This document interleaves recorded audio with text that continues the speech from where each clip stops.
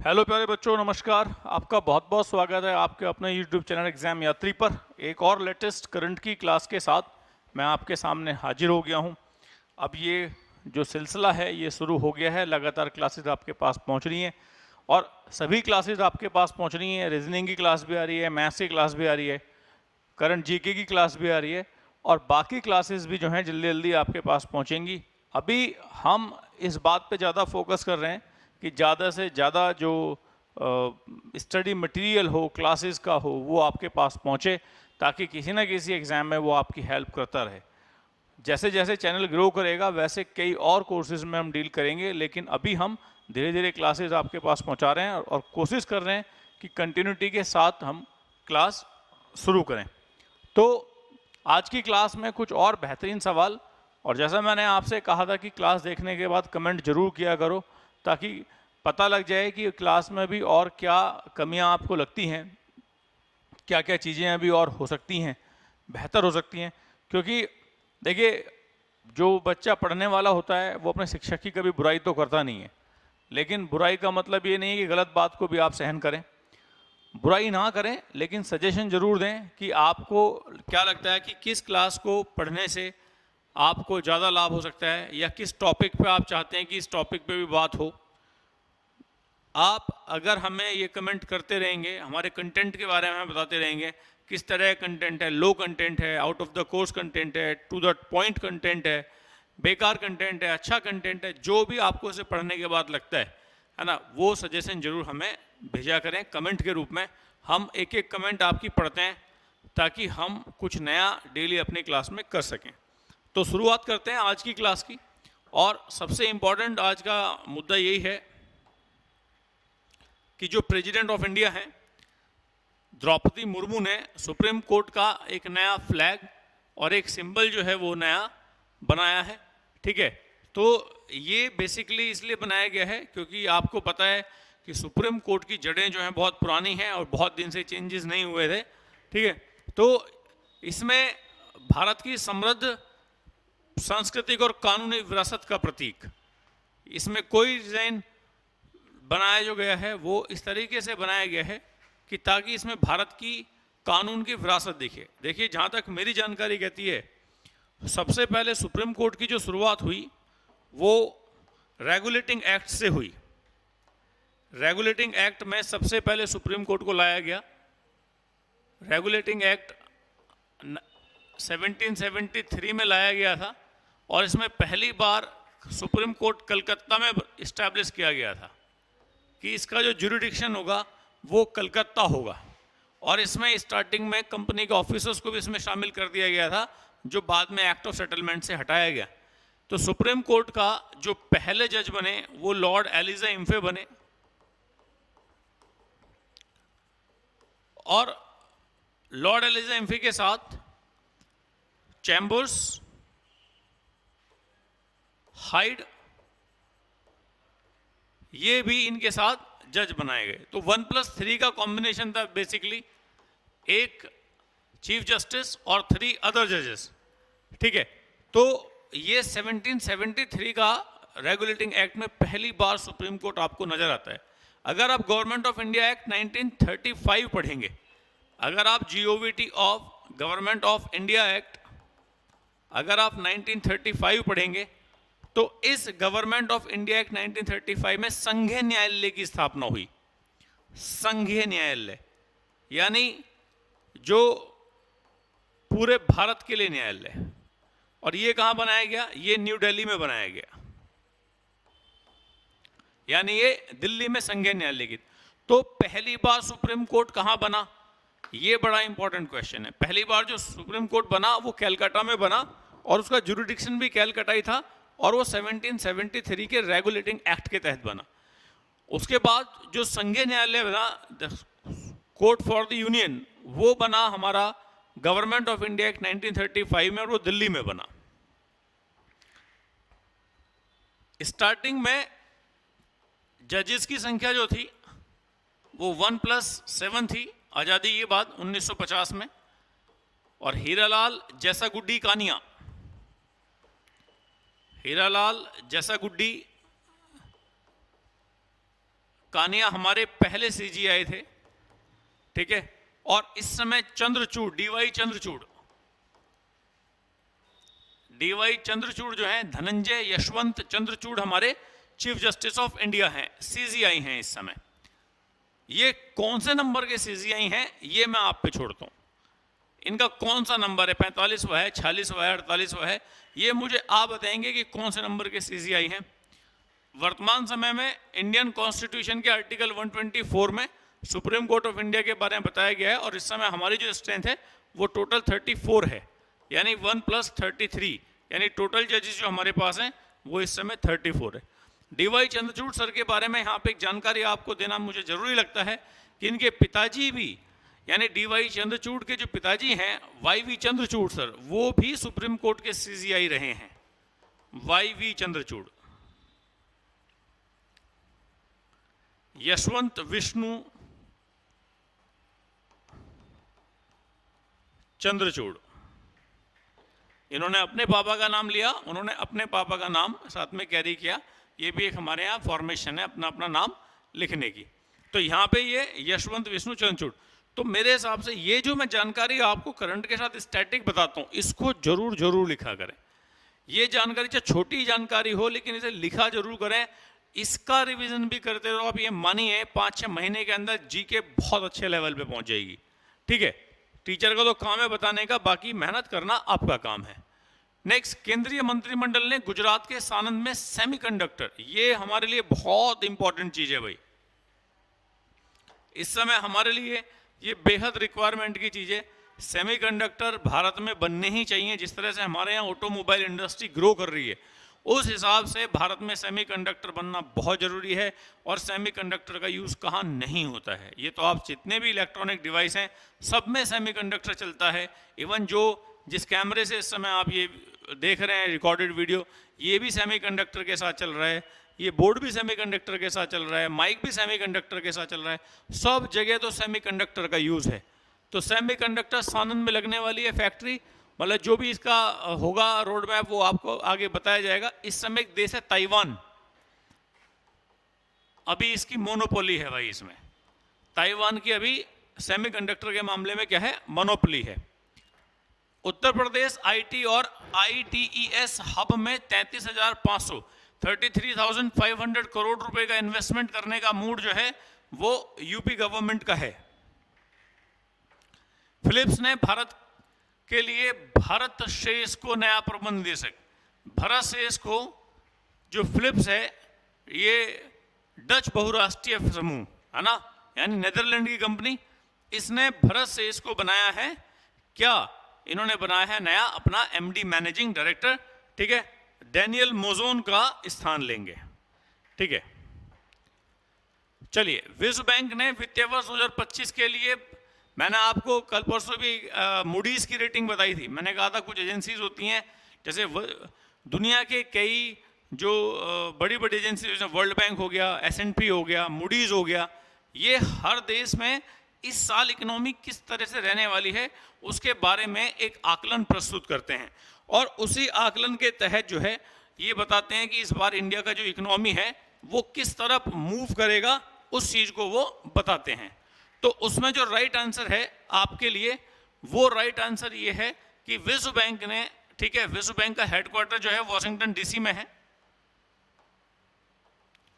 1945 में एस्टैब्लिश हुआ, ठीक है। तो उसके लिए जो इकोनॉमिक ग्रोथ है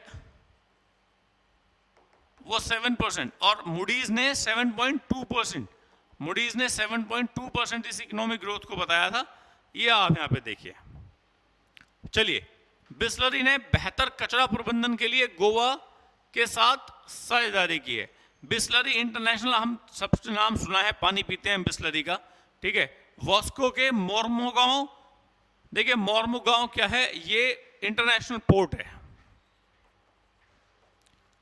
ये इंटरनेशनल पोर्ट है। मेरी जानकारी के हिसाब से भारत में 13 अंतर्राष्ट्रीय बंदरगाह हैं, इंटरनेशनल पोर्ट हैं, जिनमें से गोवा का मोरमुगांव भी है, ठीक है। तो उन्होंने एक एग्रीमेंट किया है इनके साथ। गूगल डीप माइंड की मोरनी AI 125 जो गूगल डीप माइंड की मोरनी एआई आर्टिफिशियल इंटेलिजेंस टूल है 125 भारतीय भाषाओं को कवर करेगी। ये जो गूगल डीप माइंड की मोरनी एआई है इंडिया की जो 125 भाषाएं हैं उनको कवर करेगी और ये बहुत बड़ी बात है। ठीक है, पहला क्वेश्चन आ गया, जो न्यूज समरी थी वो समाप्त होती है और अब पहला क्वेश्चन आ गया, हाल ही में 7वां राष्ट्रीय पोषण माह कहां शुरू किया गया है। देखिए, जो 7th नेशनल न्यूट्रिशन मंथ है वो शुरू किया गया है गांधीनगर गुजरात में। ठीक है, ये याद रखेंगे, 7वां राष्ट्रीय पोषण माह। ठीक है, तो ये कहां शुरू किया गया है, ये गांधीनगर गुजरात में शुरू किया गया है। Important question, correct.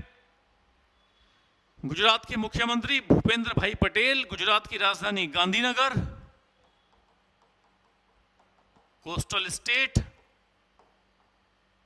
इसकी तटरेखा सबसे लंबी भारत के सभी राज्यों में। क्यों लंबी है, क्योंकि ये क्रीक से बनी है। किससे बनी है, आंध्र प्रदेश की देख के लगता है कि सबसे लंबी है, लेकिन सबसे लंबी जो कोस्टल लाइन है वो किसकी है, वो गुजरात की है। ये सवाल भी कई बार एग्जाम में पूछ लेता है कि गुजरात की जो तटीय रेखा है उसका लंबा होने का कारण क्या है, तो उसका लंबा होने का कारण उसमें बने हुए क्रीक हैं।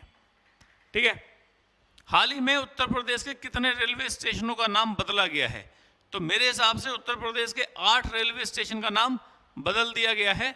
हाल ही में रेल मंत्रालय ने उत्तर प्रदेश के लखनऊ मंडल में स्थित अमेठी जिले के 8 रेलवे स्टेशनों का नाम बदल दिया है।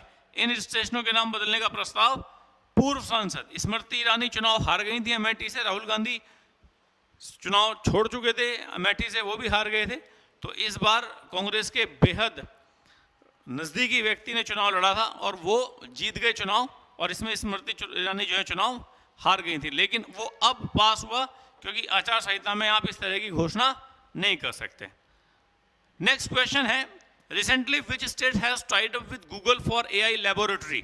हाल ही में किस राज्य ने एआई प्रयोगशाला के लिए गूगल के साथ समझौता किया है, तो इसके लिए राइट आंसर है आपका तमिलनाडु। जो एआई प्रयोगशाला है, एआई लैबोरेटरी है गूगल के साथ, गूगल यूएस की एक कंपनी है, गूगल एक सर्च इंजन है, हम सबको पता है, हर चीज़ हम गूगल पे ढूंढते हैं, गूगल के साथ ही हम काम करना चाहते हैं, है ना। और भी बहुत सारे सर्च इंजन है, लेकिन सबसे ज़्यादा हम काम जो करते हैं वो हम गूगल के साथ ही करते हैं।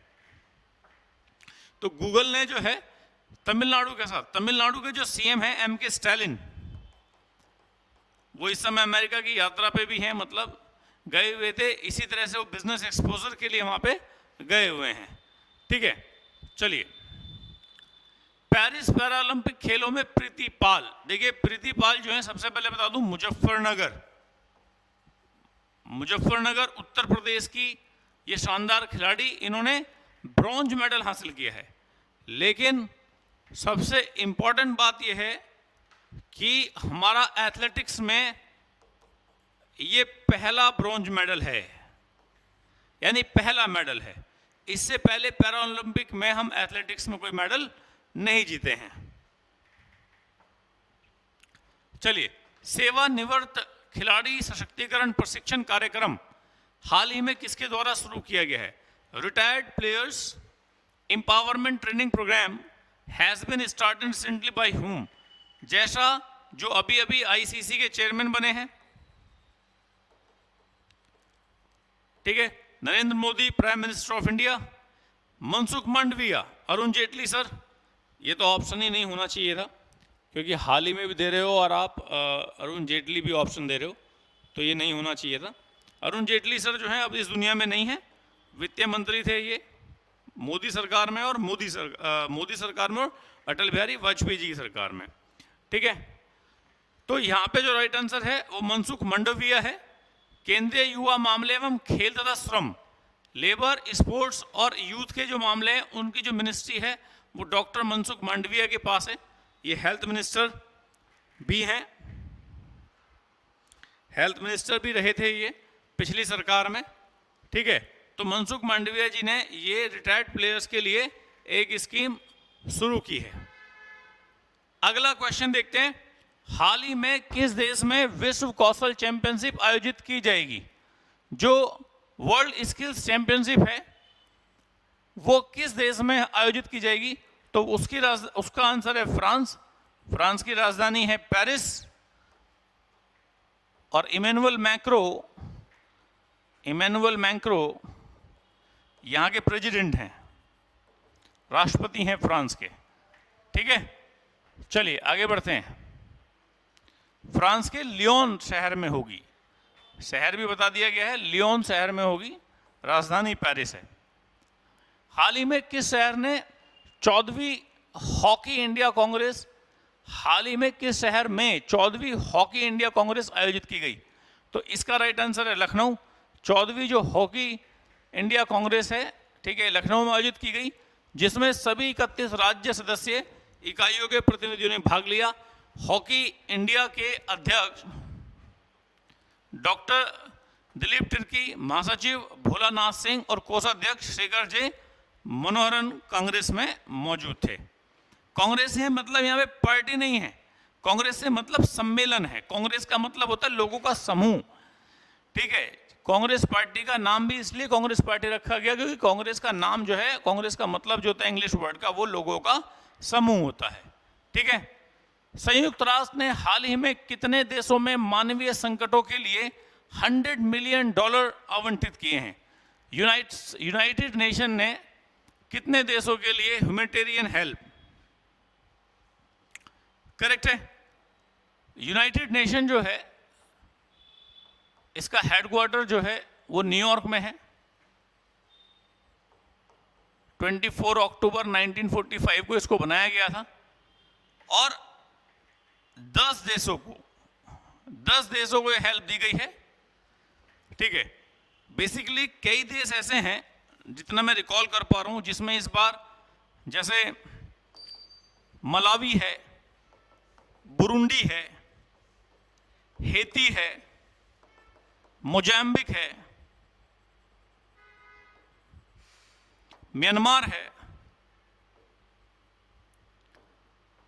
ठीक है, बुरुंडी, हेती, मोजाम्बिक, म्यांमार, ये ऐसे देश अफ्रीका के जहां पे इस समय बहुत ज्यादा जो समस्या जो है वो चल रही है, जैसे बुर्किना फासो, जैसे कैमरून, यहां पे बहुत ज्यादा समस्या चल रही है इस समय। जैसे बुर्किना फासो, ये वो देश हैं अफ्रीका के। म्यांमार एशियन कंट्री है जहां पे बहुत ज्यादा दिक्कत जो है इस समय चल रही है। फूड स्कैर्सिटी यानी फूड इनसिक्योरिटी एक तरह से यहाँ है, खाने की बहुत ज़्यादा यहाँ पे कमी हो गई है। तो यूनाइटेड नेशन ने इस बात का ध्यान रखा है और यूनाइटेड नेशन ने इन लोगों के लिए किसी को 10 मिलियन, किसी को 7 मिलियन, किसी को 6 मिलियन, इस तरह से धनराशि जो है मानवता के आधार पर दी है। हाल ही में किसने सुप्रीम कोर्ट के नए ध्वज और लोगों का अनावरण किया? पिक्चर में आपने देख लिया, हमारी प्रेसिडेंट श्रीमती द्रौपदी मुर्मू जी ने। क्वेश्चन नंबर 10, हाल ही में किस भारतीय एथलीट ने एशियाई cadet judo championship, Asian cadet judo championship में सिल्वर मेडल लेकर आई है हमारी बिटिया रानी हिमांशी टोकस। हिमांशी टोकस ने ये अवार्ड, 19 साल की बिटिया है ये, है ना, और खेलो भारत कार्यक्रम का ये हिस्सा है। प्रतियोगिता में भारत के 12 देशों ने भाग लिया। यह आयोजन मुंगयोंग जिम्नेजियम में संपन्न हुआ था। समझ में आया? साउथ कोरिया, साउथ कोरिया कहां पे हुआ था ये आयोजन? ये आयोजन हुआ था आपका साउथ कोरिया के अंदर।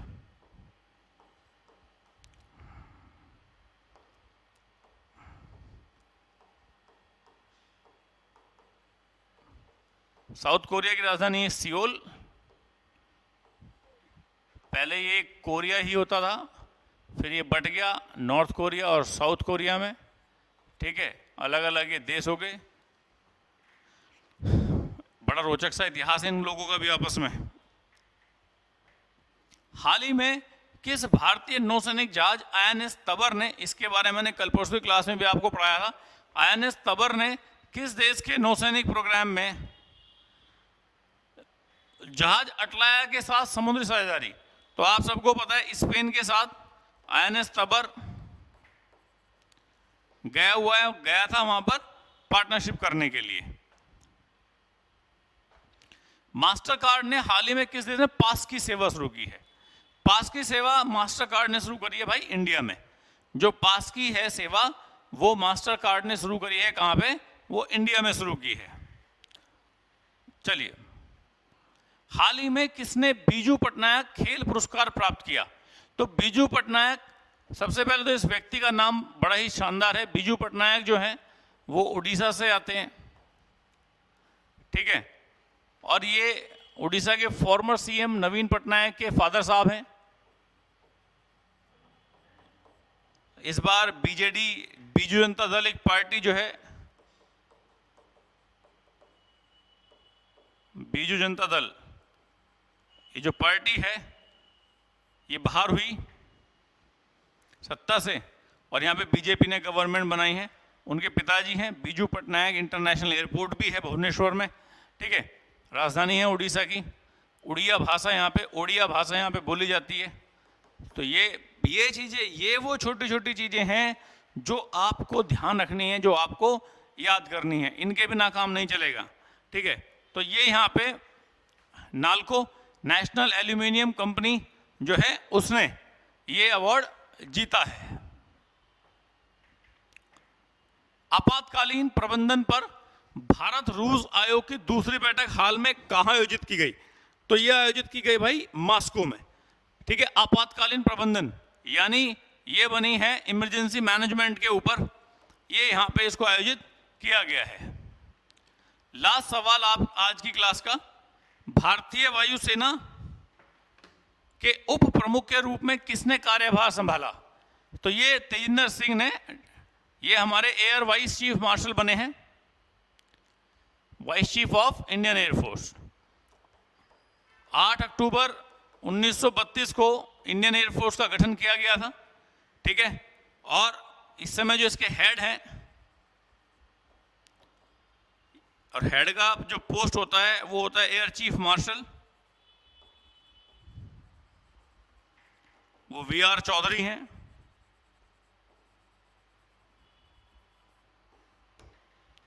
ठीक है। तो जो हमारे वाइस चीफ बने हैं वो बने हैं मिस्टर तेजिंदर सिंह।